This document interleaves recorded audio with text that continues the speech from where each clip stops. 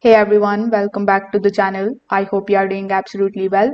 In today's video, I will show you exactly how to use options chain on TradingView in 2026.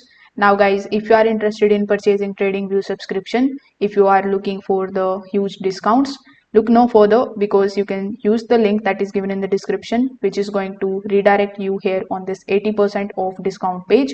Plus you will get 1 month absolutely for free, whichever subscription you are going to purchase. Only 2 days left in this deal, so make sure that you hurry and grab the deal if you are interested. Now, in order to use the options chain on TradingView, you first of all need to log in into your account if you haven't already. Over here, either click on the option of products or use the search bar here on the top. Now, by default, you will be on the all option, but click on the option of stocks, then select USA and launch the chart of that particular stock on which you want to use the options chain. Now here on the top right hand corner of the screen, we are going to see a bunch of different options. Among these, simply click on this particular option, which is the products tab over here in the bottom right hand corner.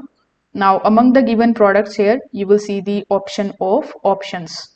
When you click on it, the options data will be launched in front of you. Over here, it is going to show you the strategy builder. So with the help of this strategy builder, you will be able to take a look at the chart of this particular stock. Then you can analyze it as per your own analysis strategy. You will also see a bunch of different types of strategies available here. You can click on the option of create strategy. You can give your strategy a name and you can provide your strategy over here. It is going to give you the overall matrix of the chart, but you can also see the bullish, neutral and bearish strategies as well. So this way you will be able to use options chain on TradingView. If this video helped you out, make sure that you give this video a like and subscribe to the channel for more TradingView tutorials like this one. Thanks for watching.